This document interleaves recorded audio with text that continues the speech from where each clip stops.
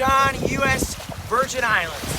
Today, we are going to be doing the second episode of the Cemetery Tour series, looking at the cemeteries in St. John. So without further ado, let's go! The first location in today's video I'm going to be showing you is Cinnamon Bay, which is a beach on St. John. And according to the map right here, as you can see, this building right in front of me is an estate house built in 1680. Now let's go check this place out. 341 years old, 1680, man, is when this place was built. As you can see, look how old this is. You imagine how many hurricanes have hit this building over the years. 341 years it's been up. And I was just told by my aunt over here that they first brought slaves over here in 1619, and they pretty much had slavery until the 1840s is when it was abolished. This was probably built by slaves in 1680, and it's still standing, and it's right here on the coast. This is cool, man. This might be one of the oldest buildings on St. John. Not be surprised. As you can see, we got these old windows and stuff. This is insane, dude. But, as you can see over here, essentially, they didn't bury their slaves traditionally like they do with other people. Because, as you know here, as I'll show you later in the video, they have above ground burials here because they can't bury them in the soil like they can in North America because the soil is really rocky here. You can't bury them. So what they do is they put them in caskets above the ground, but they didn't care about slaves. So essentially what they did is they would bury the slaves on the beaches over in this exact area right here. So basically, between 1619 and the 1840s was when they abolished slavery in the 1840s. So between 1619 and the 1840s, they would bury the slaves on this exact beach in this exact same spot where I'm standing right now.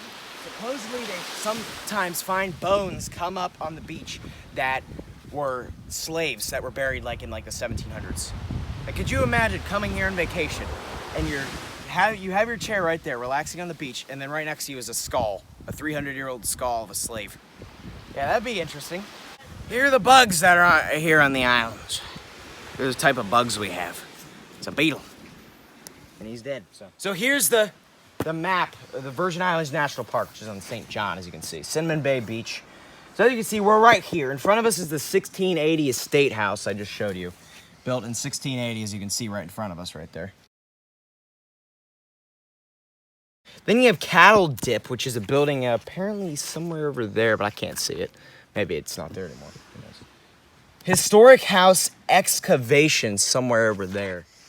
And then obviously in this entire area over there on the beach, the forest, that's where they buried their slaves between the 1600s and 1840s. And then if you go even further west, you can get to the circa 900 AD archaeological site, which is apparently somewhere over there. And then down here you got the Taino ceremonial house site, 1000 to 1450 is when those were put there, essentially by indigenous people that used to live here before the Europeans came. And then you have the sugar factory ruins, which we'll be showing later. And then here we go, the archaeological site, which were also by indigenous people, put somewhere between 1 and 300. All right, guys, we were just scrolling through on the way back, and we found some deer right through the fence. So I looked on the thing, and apparently this must have been a slave plantation, the guy that owned that house in 1680. There's 3 deer right there. So yeah, this proves deer really do live everywhere. All right, we are here at the Annaburg Trail, plantation trail, sugarcane ruins in the back. So yeah, you can see down here, we got this hole right here. There's some crabs. And we're joined by Grant and Bob. Let them know we're in St. John. And we're in St. John. Well, I think they know because this trail goes back in the woods. We got up to the ruins of the Annaburg Historic Sugarcane Mill. As you can see, as you wander the ruins, picture the thriving 18th and 19th century, 1700s and 1800s sugar factory. Big rollers crushing the cane, juice pouring down the boiling room, and everywhere the thick scent of rum and molasses. This was the Danish plantation era when sugar dominated the island for 150 years. The quarter-mile walk takes about half an hour. For your safety and preserve the historic structures, please do not climb on the ruins. Please do not climb on the ruins. Please do not climb on the ruins. Please do not climb on the ruins. Please do not climb on the ruins. Please do not climb on the ruins. This looks sweet. Let's go check it out. Pretty sure this was built in around 1717. These are really old, dude. These are sweet. But here we go. They're still holding on. What's Bob doing over here? I'm right here. Oh, there he is.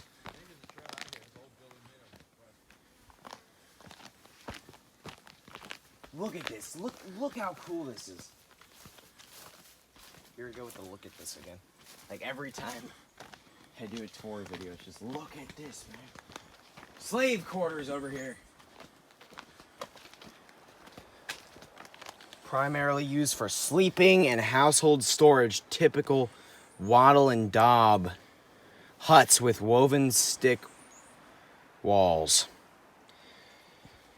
This is, I guess, the remains of the slave huts, which would be right down here. And then you can see his view out of the ocean right here. So this is where all the slaves, I guess, their huts were right in this area. Yeah, that might be remains of one of them. Yeah, so like 200 years ago, 300 years ago, it's just right now probably. Hundreds of slaves working on this farm right here. Cool.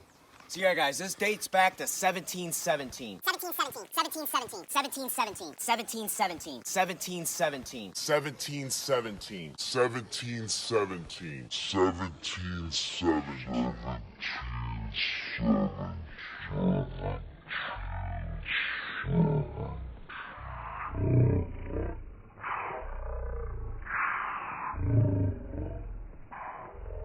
I pretty much between 1670 and 1720. Or 1730, one of those goes back to that part. And look at this up here. Look at this nice view of the ocean right here. Pretty sweet. I got some rocks. This was also probably put here by the slaves in the 1700s. Man! See what this is. Horse mill. In the early 1900s, after the sugarcane industry declined, a cattle farmer built the cookhouse on the far side of the platform. So I guess that was built in the early 1900s, apparently. That still looks pretty old. Man, this is sweet. The hillside above were cleared and terraced. Sugarcane grew in rows and even carpet 6 feet high. 6 feet high sugarcane. On the steep, dry slopes, slave labor seemed the only way to make a profit. On the foreground stands the factory building. On the foreground stands the factory building where cane juice was refined into sugar and molasses. From horse mill or windmill, rivers of juice came flowing in wooden trows toward the boiling kettles. As you can tell, I'm a pretty bad reader out loud. But that's how it is, man. All right, here we go. Masks are required. This was added in 2020, by the way. Look at this view out here. This is, dude, this is so cool. It's awesome. We go down here, we got a lizard. See if I can catch him. Oh, he doesn't want to be touched. All right. Well, I wanted to pet him. This ginormous mill, this might be the coolest structure still. This is cool. Windmill, this is a windmill. So this is what it looked like.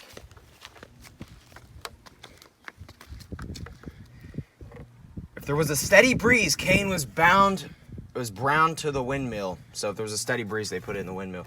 Revolving sails turned a central shaft, rotating the rollers and crushing the stalks. Juice ran down the rollers into the gutter and flowed downhill to the factory. The windmill, as well as the rest of the factory, was built between 1797 and 1805, so it was actually newer than I thought it was. It could produce more juice than the horse mill and involve fewer people and no draft animals. Whoa. Lizard right there again. A crested animal. There's a lot of lizards down here. It took them 8 years to build all this stuff. Man, it's still holding up pretty well.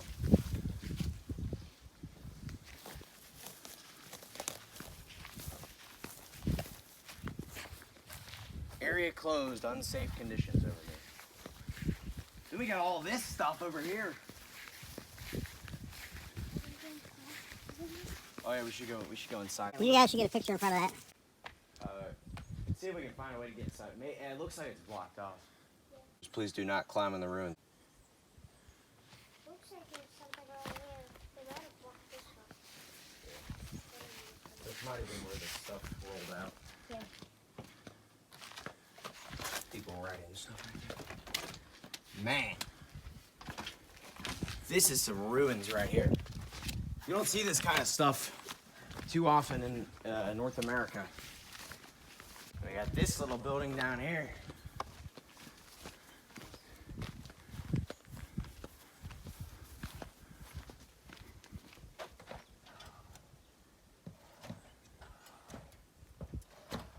I don't know what that is. But yeah, there's a building right here. And it looks pretty old. Boy. He's such a big boy. Stupid fly, get out of here. Stupid fly, get out of here. Stupid fly, get out of here.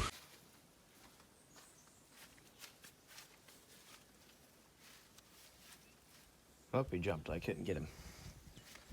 Oh, he's up there now. Man, that guy's good size. He's a big boy. He's such a big boy.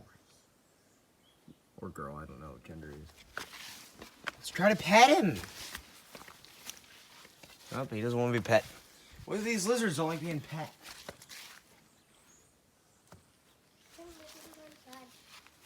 Oh, we should go inside these ones, as Grant said. We can go inside these. Let's go up this staircase. For your safety and preserve the historic structures, please do not climb in the ruins. For your safety and preserve the historic structures, please do not climb in the ruins. Okay, you don't want to fall down there for 2 reasons. 1, you're going to get hurt, and 2, you won't be able to get back up, so.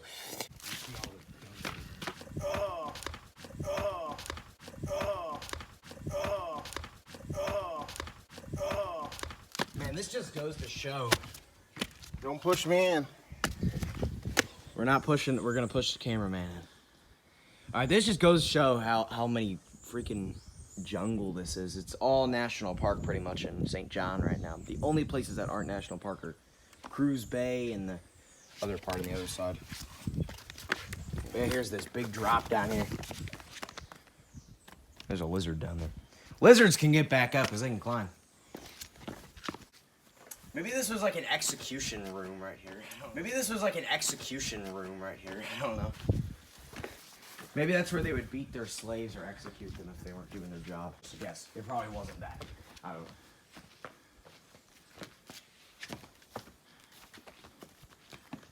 know. Wow, dude. You can go inside this one. You got another sign over here. Supposedly in one of these, I saw a video. There's like a 20-year-old beehive somewhere around here. I don't know if it was this room or not. Oh, look at this. It's the boiling room. Boiling room. Got some bugs. Probably where they boiled the stuff. Yeah, purple flower, baby. It's good luck. Boiling room. Intense heat. Steam rising from huge cauldrons. A foreman shouting to watch the last copper. This empty ruin was once the heart of Annaburg's sugar operation. Slaves and later paid workers ladled the cane juice from kettle to kettle, gradually concentrating and purifying the boiled liquid. They then poured the juice into flat wooden pans where it cooled and crystallized into sugar. Timing was critical. If juice was removed too soon from the last kettle, it became molasses instead of sugar crystals. So this was where the most of the working was in this building. Let's what's left of the building. Probably one of the gold ones right there. Yeah. They made the cane sugar. Yeah, it probably is. And it was in this building. Yeah. This wasn't even rum, this was cane sugar. Yeah, dude. This is sweet. So, yeah, this is over 200 years old. As you can see, 1797 to 1805. It took them to build this entirety. And then that building up there was built in the early 1900s. Or 1900s. Is Hey, stand right here. This will be a cool picture. Oh, this is a cool shot, yeah. Go on back by the wall. So I can get the whole thing. Keep going back. Right there, turn around. Alright. Hey, here's your rum still. Here's Dave's rum still. Oh, here's another entrance then. This might have been the area they rolled stuff out of. Rolled the things out. There's another massive lizard right there.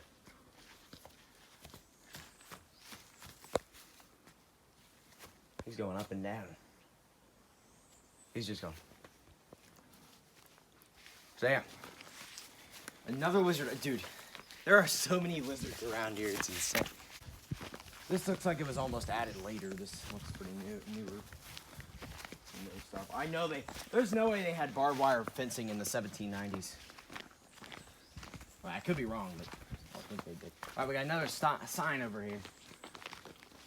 So yeah, we got this rum still right here, man. This platform supported the factory's rum still. Here, above the slow fire, workers poured mash, or in local Creole, mobby, a fermented mixture of water, molasses, and sugar-rich waste products from the sugar-making process into the copper still. Alcohol vapors traveled the copper tubing from the still in the cistern behind it. There, the coils, immersed in cool water, converted the vapors to rum. For your safety and preserve the historic structures, please do not climb in the ruins. Please do not climb in the ruins. Please do not climb in the ruins. All right, now let's climb up here. For your safety and preserve the historic structures, please do not climb in the ruins. For your safety and preserve the historic structures, please do not climb in the ruins. For your safety and preserve the historic structures, please do not climb in the ruins.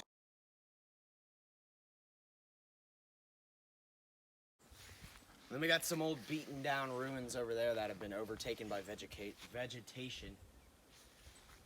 We're here in downtown Cruz Bay, which is the main part of St. John. And right here on this stone, it shows you all the guys that founded the Virgin Islands National Park. We have Lawrence S. Rockefeller, Frank Stick, and Julius Sprave on this rock right here. And from here over here, we got some signs. This does about Lawrence Rockefeller. He was in 1956, Lawrence S. Rockefeller, financier and conservationist, donated 5,000 acres through the Jackson Hole Preserve for the establishment of the Virgin Islands National Park. While sailing the Caribbean in 1952, he became enchanted with the people and unspoiled beauty of St. John. The unique natural culture and historic resources of the park are protected in perpetuity thanks to his vision and generosity.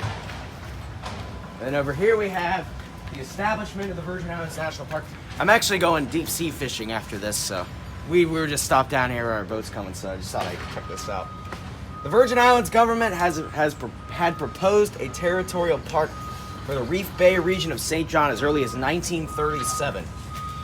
This led to feasibility studies by the U.S. Department of the Interior to determine if the resources of St. John warranted the inclusion of the island in the national park system.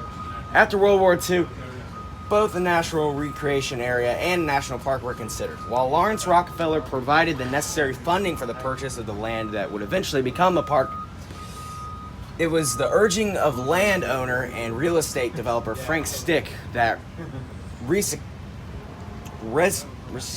resurrected federal and territorial interest for the establishment of a national park unit on St. John. St. John Senator Julius Sprague Sr. Introduced local legislation for the establishment of the Virgin Islands National Park.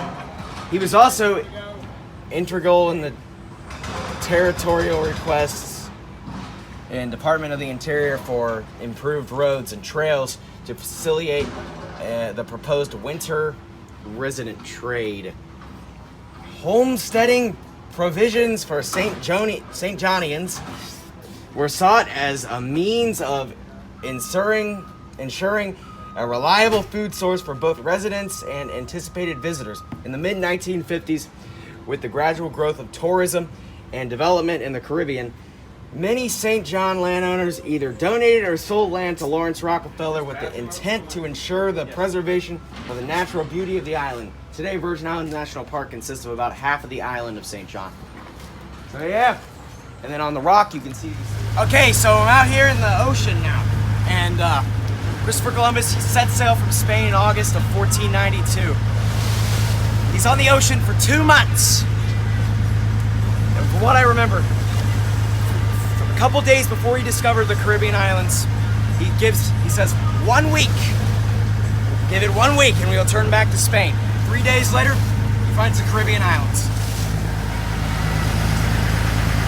Could you imagine how awesome that would be to be on the boat for 2 months and then to find islands? But he came over to, I don't know which island he got to first in 1492, but he didn't actually get to the Virgin Islands until 1493. But when he first got over here, I think he might have got all the way to Cuba. And by that time he got back, he thought he was in the Indies, which is east of Japan, and that Cuba was Japan.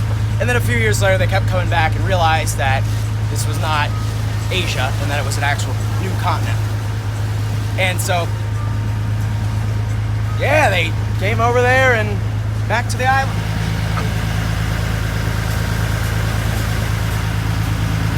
Oh, I gotta mention Juan.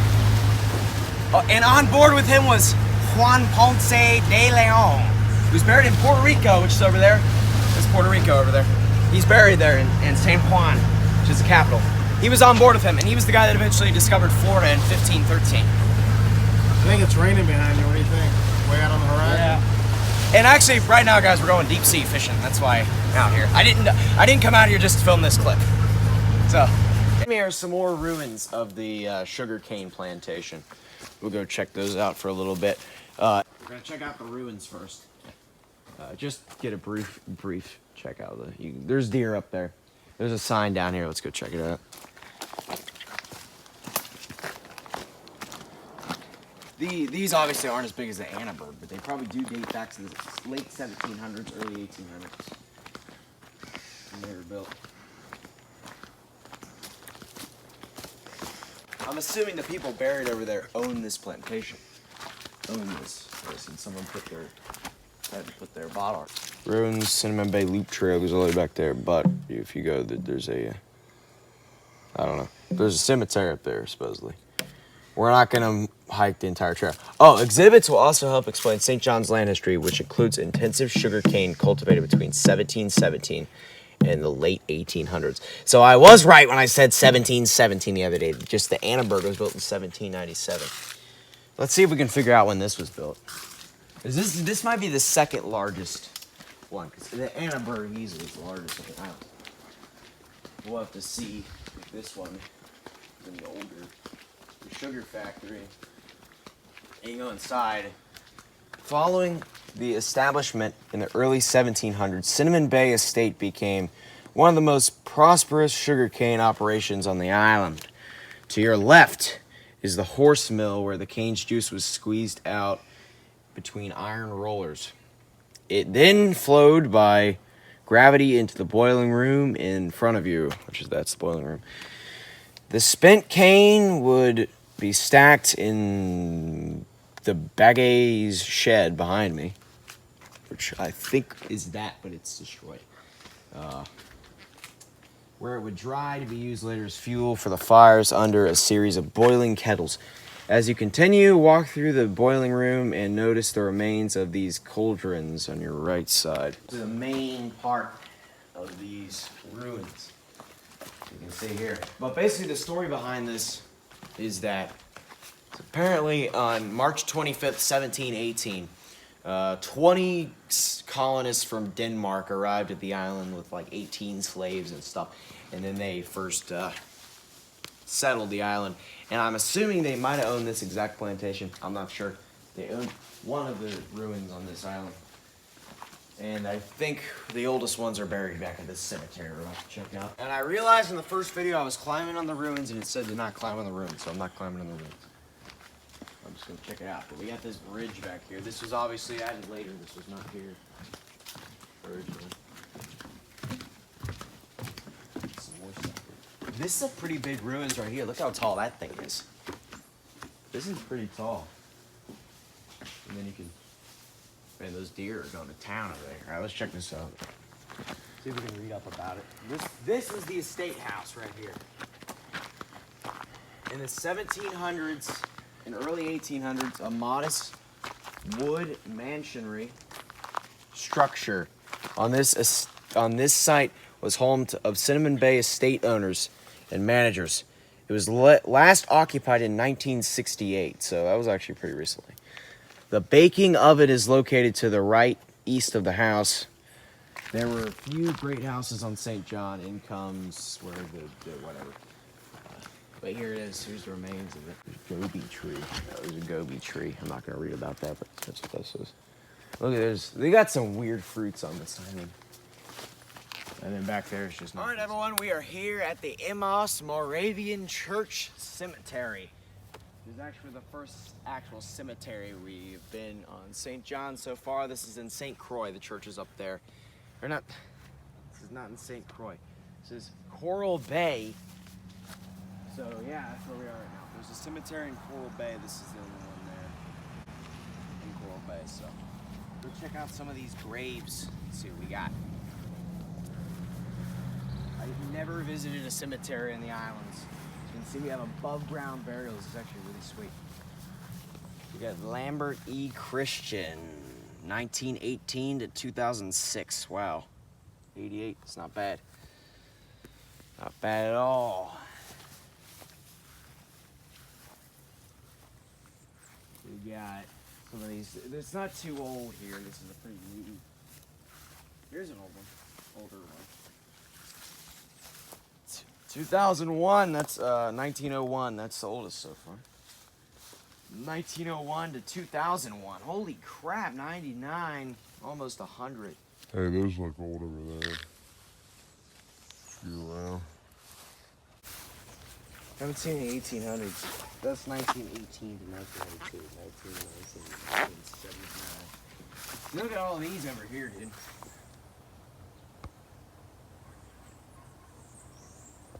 Wow, the cemeteries are really weird here. They're all new. I've never seen a cemetery this new before. 1903 to 1976. Oh my God. 1868 to 1971. 103. My goodness, dude. That is old. Holy crap. Just think about that for a second. How different 1868 to 1971 is. Like, how different time periods those are. And that guy lived through all that. My goodness, dude. That's insane. Or Harvey. Yeah, I guess it would be. Wow. Well, this guy was born in 1854. He died in 1912. Oh, here's a really old birth. This guy was born in 1798 and died in 1836. They didn't have these on there. 1781 to 1826. 1790, 1782.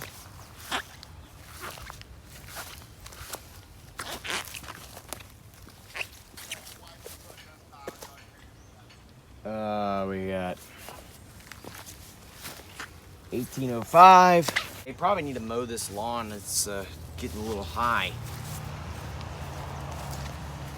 And can't read this one. These are the crunchies of St. John. Oh, okay. Use one of these.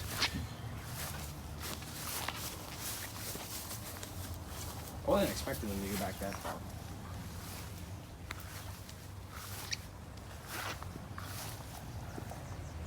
From 1825 to 1825.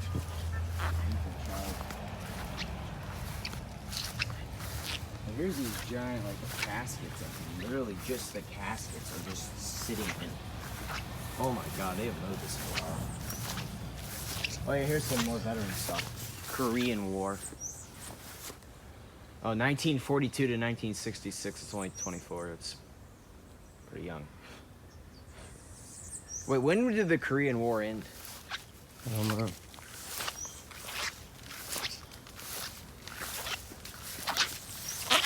Departed in 1816. 1799 to 1860. All right, guys, we're here in Cruz Bay Cemetery, downtown Cruz Bay. As you can tell, this is a very highly populated area in St. John. We went from all the way from the other side of the island to get here. It was a painful trip, but we made it over. We're going up mountains, down mountains. We saw some donkeys. My dad's phone flew out of the car. The camera that you're seeing this on flew out of the car. And it still works, luckily. But it was a pain in the butt to get out here. So let's check out this last cemetery. Let's see what we got. Guy at PFC U.S. Army, November 10th, 1930 to December 17th, 2014. So,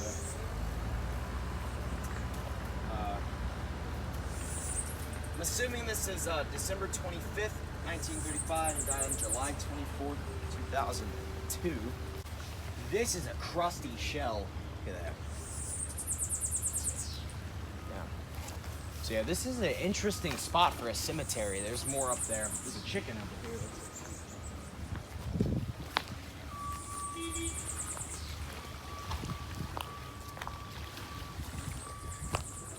This would be a cool shot. So as you can see, we're like right on the beach. Oh, there's a lizard right there. Of course there is. Oh, there's so many lizards on this island. It's insane. In loving memory of Ricardo O. Blackwood, Sr., born on October 24th, 1968, and died on December 14th, 2007. We're going this way. Here's another. I think this is the same guy, Eugene Lambert. 1935 to 2002. 1940 to 2019. All right, this guy was born in 1912 and died in 1984. Can't read this one. This one's crunchy. These are the crunchies of the island. Can't read this one. This one's crunchy. These are the crunchies of the island. Can't read this one. This one's crunchy. These are the crunchies of the island. Can't read this one. This one's crunchy. These are the crunchies of the islands. In loving memory of our mother, grandmother, great-grandmother, and great-great-grandmother. She died on December 27th, 2006, and was born on June 13th, 1914. 1914 to 2006, that's pretty long. That's 92. This one's old, crap. Died in 1969, born in 1886. 1866 to 1970. 1866 to 1970. 1866 to 1970. My goodness, 104. Wow, that is ridiculous. Man, some of these islanders live very long. This guy was born in 1904 and died in 1968. He was a New York Major Corps. Major something in World War II. So they do have a lot of veterans here. Another World War II veteran lived from 1915 to 1973. Oh, look at this giant red coffin up there. It's in purples. This guy from 1959 to 2011. Look at that lizard. That is a good-sized lizard right in that grave. This is a cool-looking grave.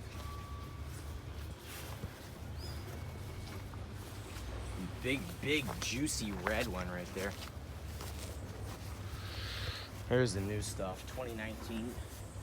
1932 to 2020.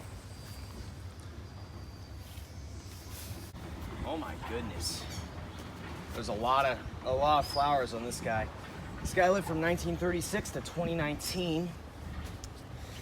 Lawrence Alvin Charles IV, looks like an infant child, died on December 17, 2003. Only lived about a couple days, from February of 1965 to March of 1965. Wow, holy crap! Look how long this oh, that's not long at all. Wow, holy crap! Look how long this oh, that's not long at all. Wow, holy crap! Look how long this oh, that's not long at all. That's not that long. I thought that was 1904 to 2011. No, it's 2000. No, that's only like 7. What's that? Born. Oh, this is just a grave. Man, the cemeteries are really rough landscape here, as you can see. Water bottle, interesting design. 1940 to 2011.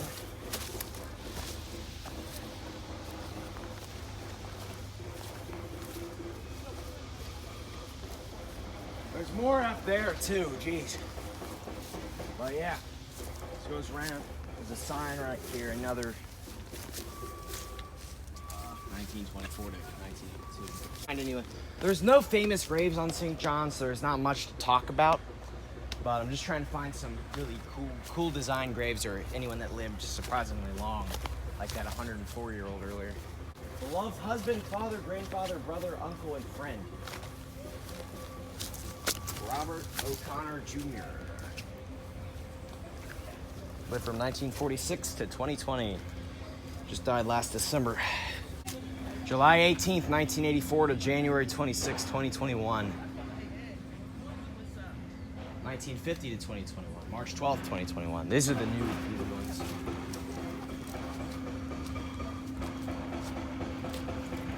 May 7th, 1947 to September 11th, 2000. That's a 2021 burial. Let's go check this stuff. Figure it out. As you can see, they're doing a lot of construction right here right now. So yeah, just keep that in mind. Sorry if the noise. Pretty much the entire week I've been here, they have been doing construction down in Cruz Bay. They've been doing a lot of that stuff. 1928 to 2008. That's not bad.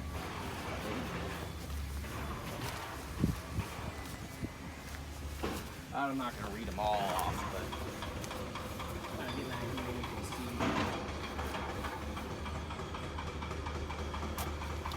Are those all families stacked? I think so. Looks like this guy played the saxophone, or an instrument of some sort. Musical genius, 1954 to 2016.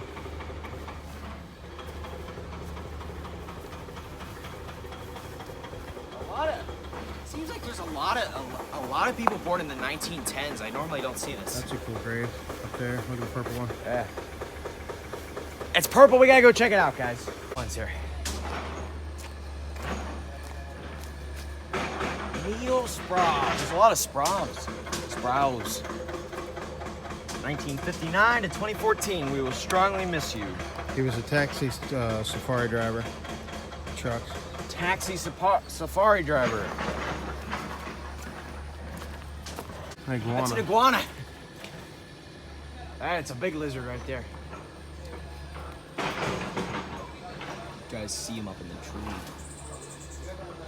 Hey, it's actually a small iguana. Normally they're bigger than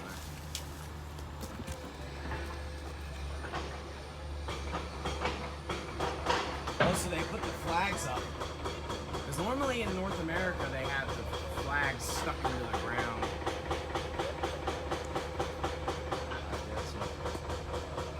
Normally in North America they have the flags stuck to the ground, but here they got them on rocks. They put a rock and then they, I guess, flag.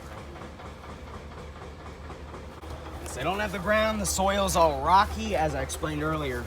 They can't simply dig a hole and bury someone there, because as you can see right here, literally rocks. You can't dig in the soil, at least not very deep. Normally when you're burying people, you need to bury at least a 6-foot hole for it to like not come back up. So what they do is they just put the caskets right here, stack them on top of each other. Boom, that's your your cemetery. So obviously it takes up much larger space than in the United States or in the mainland in general. They can just put graves, stack them right next to each other. They can't do that here. They need significant space too. 1910 to 2008, that's pretty old. That's 1998. That's not bad. Another lizard. There's an angel statue over there. Sick. So yeah, guys, that's gonna do it for today's video on the St. John Cemetery tour. And be sure to comment, like, subscribe, and I'll see you guys next time.